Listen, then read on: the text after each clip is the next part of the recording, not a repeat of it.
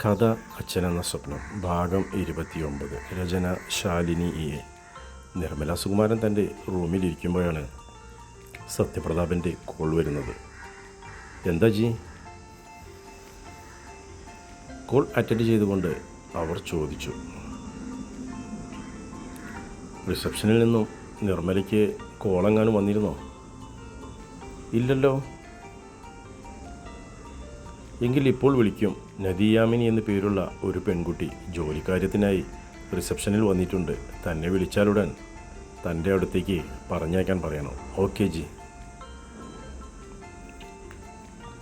തിരിച്ചെന്തെങ്കിലും ചോദിക്കുന്നതിന് മുൻപ് അപ്പുറത്ത് കോൾ ഡിസ്കണക്റ്റ് ആയിരുന്നു.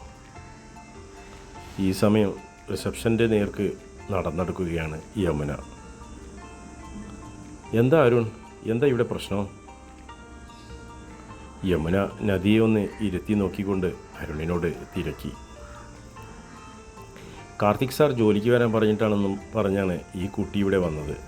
സിദ്ധാർത്ഥ സാറിനെ വിളിച്ചു നോക്കിയപ്പോൾ കാർത്തിക് സാർ ജോലിയുടെ കാര്യം ഒന്നും പറഞ്ഞിട്ടില്ലെന്ന് ഉറപ്പിച്ചു പറഞ്ഞു. ഏതോ ഉടായിപ്പ് കേസായിരിക്കും, വേഗം വിട്ടോളാൻ പറഞ്ഞു. എന്നാൽ എത്ര പറഞ്ഞിട്ടും ഈ കുട്ടി പോകാൻ കൂട്ടാക്കുന്നില്ല. കാർത്തിക് സാറിനെ കണ്ടേ തീരൂ എന്ന വാശിയില. അരുൺ പറഞ്ഞ വാക്കുകളിൽ യമുനയുടെ മനസ്സിൽ കുരുങ്ങി നിന്നു. കാർത്തിക് സാറിനെ കണ്ടേ തീരൂ എന്ന വാശിയില എന്ന വാക്കുകളാണ്. അത് അവളിൽ ദേഷ്യം നിറച്ചു. യമുന നദിയെ അടിമുടിയൊന്ന് നോക്കി.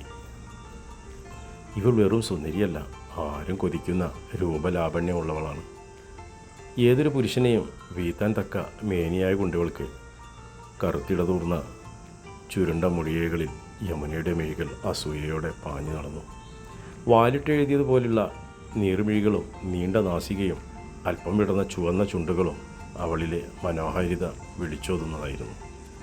ഇവളെ ഒരു തരത്തിലും ഈ ഓഫീസിനുള്ളിലേക്ക് കയറ്റാൻ പാടില്ലെന്ന് യമുനയുടെ മനസ്സ് മന്ത്രിച്ചു. ഇവൾ ഇവിടെ വന്നത് കാർത്തിക് സാർ അറിയരുത്. ഇവൾ ഇനി ഒരിക്കലും കാർത്തിക് സാറിനെ കാണാനും പാടില്ല.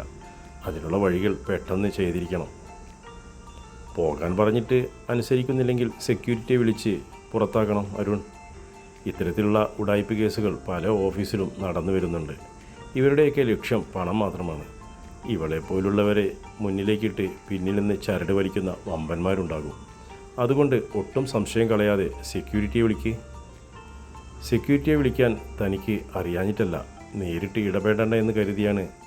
എന്തെങ്കിലും കാരണവശാൽ കാർത്തിക് സാറിൻ്റെ ചെവിയിൽ എത്തിയാൽ അദ്ദേഹത്തിന് തന്നോടുള്ള ദേഷ്യം കൂടുകയുള്ളൂ. അതുകൊണ്ട് പിന്നിൽ നിന്നും ചരട് വലിച്ചാൽ മതി. യമുന മനസ്സിൽ പറഞ്ഞുകൊണ്ട് നിൽക്കുമ്പോഴേക്കും അരുൺ സെക്യൂരിറ്റിയെ വിളിച്ചു കഴിഞ്ഞിരുന്നു. നദിക്ക് ആകെ ടെൻഷനായി. എന്താണ് ഇനി ചെയ്യേണ്ടതെന്ന് അറിയാത്ത അവസ്ഥ. ഇവിടെ നിന്നും ഇറങ്ങി ഓടിയാലോ എന്ന് ഒരു നിമിഷം അവൾ ചിന്തിച്ചു. പക്ഷേ എങ്ങോട്ട്? വഴിയും സ്ഥലവും ഒന്നും പരിചയമില്ല. അമ്മേ, ഞാൻ എന്താ ചെയ്യേണ്ടത്? ഒരു വഴിയും കാണുന്നില്ലല്ലോ. അവളുടെ കണ്ണുകളിൽ നീർക്കണങ്ങൾ നിറഞ്ഞു നിന്നു. അനുവാദമില്ലാതെ ഒരാൾ ഈ കോമ്പൗണ്ടിനുള്ളിലേക്ക് കടക്കുമ്പോൾ നിങ്ങളൊന്നും ശ്രദ്ധിച്ചില്ലേ? അവിടേക്ക് ഓടി വന്ന സെക്യൂരിറ്റിയോട് അരുൺ കയർത്തു. ലഞ്ച് ബ്രേക്ക് ആയതുകൊണ്ട് ഈ സമയം അവിടെ ഒരു പട തന്നെ കൂടിയിരുന്നു. ഉള്ളിലേക്ക് കടക്കുന്നത് ഞങ്ങൾ ആരും കണ്ടിട്ടില്ല സർ. പ്രധാന ഗേറ്റ് വഴിയല്ല വന്നിട്ടുള്ളത്. അയാൾ തൻ്റെ സത്യാവസ്ഥ വെളിപ്പെടുത്തി. ഓഹോ, ഒളിച്ചും പാത്തുമാണ് ഉള്ളിൽ കടന്നിരിക്കുന്നത്. അപ്പോൾ ലക്ഷ്യം മറ്റെന്തോ ആണ്. യമുന ഉള്ളിൽ പിറുപിറുത്തു. സെക്യൂരിറ്റിയുടെ കണ്ണ് വെട്ടിച്ച് ഇതിനുള്ളിൽ കടക്കാൻ മാത്രം ധൈര്യമോ? സാർ അറിഞ്ഞാൽ എന്തൊക്കെ പുകലാണ് ഇവിടെ ഉണ്ടാവാൻ പോകുന്നതെന്ന് എനിക്ക് ഓർക്കാനേ വയ്യ. വേഗം ഇവളെ ഗേറ്റിന് പുറത്തിറക്കി വിട്. അരുണിൻ്റെ ആജ്ഞ കേട്ടതും സെക്യൂരിറ്റി വന്ന് നദിയുടെ കയ്യിൽ പിടിച്ചു. തുടരുതന്നെ.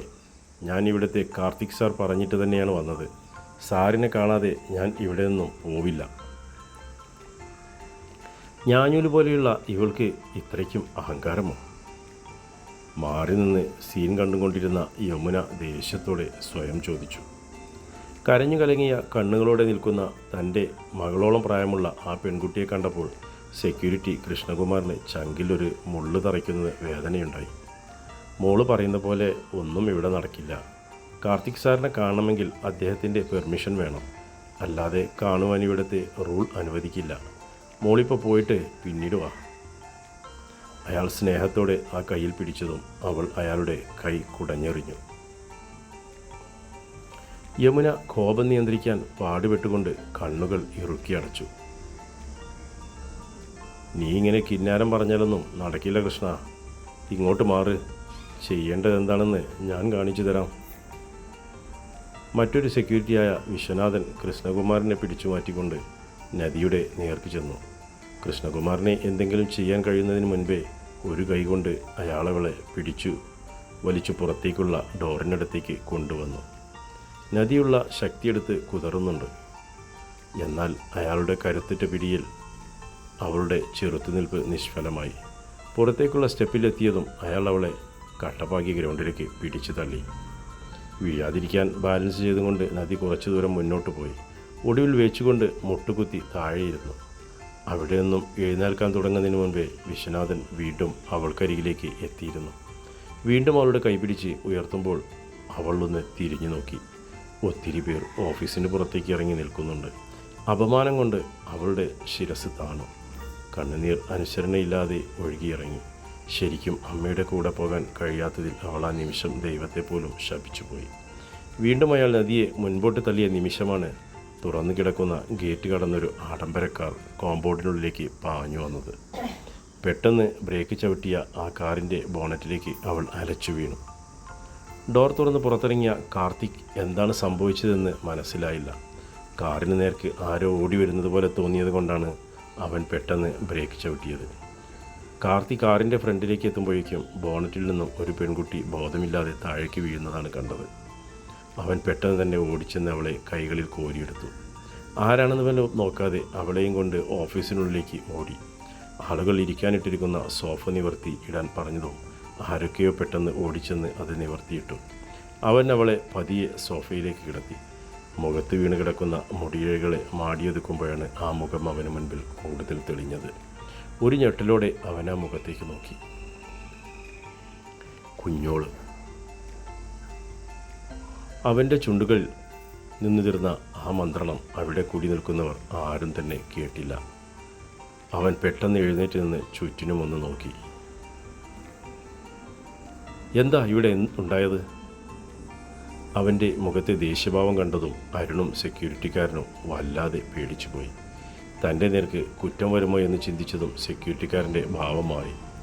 സർ, ഈ കുട്ടിയെ ഗേറ്റിന് പുറത്താക്കാൻ അരുൺ സാർ പറഞ്ഞപ്പോൾ ഞാൻ പുറത്തേക്ക് തള്ളിയതാ. അരുൺ പറയാൻ വന്നത് മുഴുവനാക്കുന്നതിന് മുൻപേ കാർത്തിയുടെ കനത്ത കൈത്തലം വിശ്വനാഥൻ്റെ കവിളിൽ പതിഞ്ഞു. പുറത്തേക്ക് തള്ളിയെന്നോ? ആര് പറഞ്ഞിട്ട്? വിശ്വനാഥന് ഭയം കൊണ്ട് വിറച്ചുപോയി. അടി കിട്ടിയ കവിൾ പൊത്തിപ്പിടിക്കാൻ പോലും അയാൾ മറന്നു. ആ വാക്കുകൾ കിട്ടാതെ അയാൾ അരുണിൻ്റെ നേർക്ക് കൈ ചൂണ്ടി. അരുണും കിളി പറന്ന അവസ്ഥയിലാണ് നിൽക്കുന്നത്. ഇത്രയും കോപാകുലനായി അവൻ ഇതുവരെ കാർത്തിക്കിനെ കണ്ടിട്ടില്ല. അവനെന്നല്ല അവിടെയുള്ള ആരും കണ്ടിട്ടില്ല കാർത്തിയുടെ ഈ ഭാവം. അരുൺ, ഇവിടെ വരൂ. ഭയം കൊണ്ട് മുട്ടുകൂട്ടിയിടിക്കുന്ന അവസ്ഥയിലാണ് അരുൺ നിൽക്കുന്നത്. അവൻ അടുത്തേക്ക് ചെന്നതും ചോദ്യത്തിനു മുൻപേ കവിൾത്തടം പുകയുകയാണ് ചെയ്തത്. ഇത് ഇത്രമാത്രം കോപം വരാൻ ഇവൾ ആരാണ് എന്നാണ് യമുന ആ നിമിഷം ചിന്തിച്ചത്. നീറിപ്പ് കഴിയുന്ന കവിൾത്തടം പൊത്തിപ്പിടിച്ചും കൊണ്ട് അവൻ കാർത്തിയെ നോക്കി. ആര് പറഞ്ഞിട്ടാണ് നീ സെക്യൂരിറ്റിക്ക് ഇങ്ങനെ ഒരു ഓർഡർ ഇട്ടത്? ഞാൻ പറഞ്ഞിരുന്നോ? അരുൺ ഇല്ലെന്ന തല വിലങ്ങനെയാട്ടി. പിന്നെ നിൻ്റെ സ്വന്തം ഇഷ്ടത്തിനാണോ തിരുവനന്തപുരത്ത് മഹാദേവൻ ഈ ഓഫീസ് നിൻ്റെ പേരിൽ പതിച്ചു തന്നിട്ടുണ്ടോ? ആ അലർച്ചയ്ക്ക് മുൻപിൽ പറയാനുള്ള വാക്കുകൾ ഒന്നും അരുണിന് നാവിൻ തുമ്പിൽ വന്നില്ല. മറുപടി പറഞ്ഞില്ലെങ്കിൽ നിൻ്റെ നാവ് ഞാൻ പിഴുതെടുക്കും.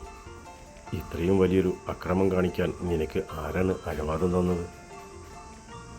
സിദ്ധാർത്ഥ്. അരുണിൻ്റെ തൊണ്ടയ്ക്കുള്ളിൽ വാക്കുകൾ കിടന്ന് കുരുങ്ങിക്കളിച്ചു. കാർത്തി വേഗം ഫോണെടുത്ത് സിദ്ധാർത്ഥിനെ വിളിച്ചു ഓഫീസിൻ്റെ ഫ്രണ്ട് ഏരിയയിലേക്ക് വരാൻ പറഞ്ഞു. ആകെ പരിഭ്രാന്തിയോടെയാണ് സിദ്ധാർത്ഥ് അവിടെ ഓടിയെത്തിയത്. ഓഫീസിലെ ഭൂരിഭാഗം സ്റ്റാഫുകളും ആ ഫ്രണ്ട് ഏരിയയിലുണ്ട്. എന്താണെന്നറിയാതെ അവൻ എല്ലാവരുടെയും മുഖത്തേക്ക് പകച്ചു നോക്കി. കാർത്തിയുടെ മുഖത്തേക്ക് നോക്കിയതും പെരുവിരലിൽ നിന്നും ഒരു തരിപ്പ് മുകളിലേക്ക് പാഞ്ഞു. സംഹാരരൗദ്രം പൂണ്ട കൈലാസനാഥനെ പോലെ കലിതുള്ളി നിൽക്കുകയാണ് കാർത്തി. സർ. ആ വിളിക്ക് ജ്വലിച്ച കണ്ണുകൾ കൊണ്ടുള്ള ഒരു നോട്ടമായിരുന്നു മറുപടി. കുറച്ചു മുൻപ് റിസപ്ഷനിൽ നിന്നും സിദ്ധാർത്ഥിനെ ആരെങ്കിലും വിളിച്ചിരുന്നോ? നല്ല ഘനമുള്ളതായിരുന്നു ആ ചോദ്യം. ഉവ്വ്. അല്പം ചിന്തിച്ചതിന് ശേഷമാണ് അവൻ മറുപടി പറഞ്ഞത്. എന്തായിരുന്നു ചോദിച്ചത്? അത് സാർ ആരോടെങ്കിലും ജോലിക്ക് വരാൻ പറഞ്ഞിട്ടുണ്ടോ എന്ന്.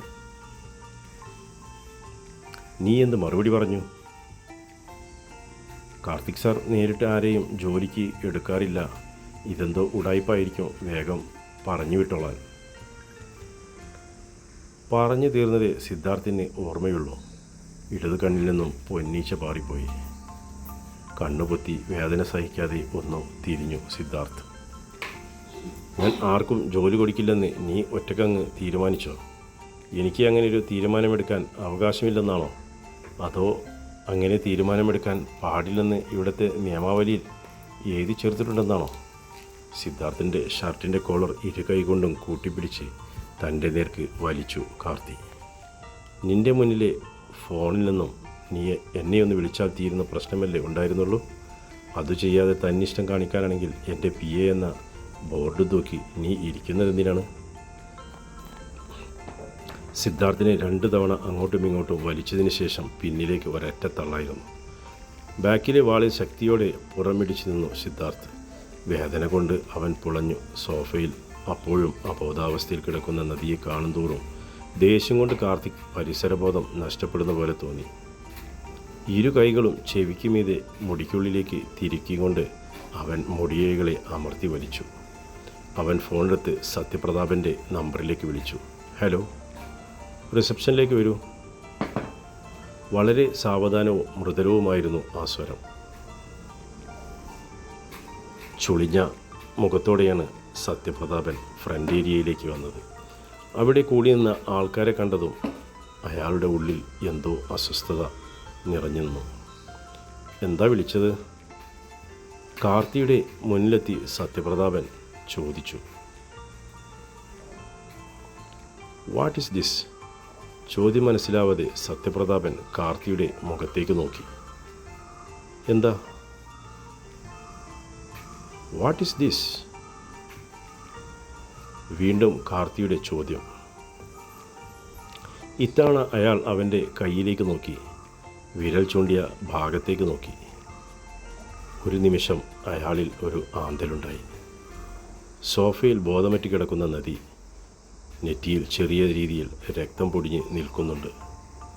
മോളെ എന്ന വിളിയോടെ മറ്റെല്ലാം മറന്നുകൊണ്ടയാൾ നദിക്കരികിലേക്ക് പാഞ്ഞു.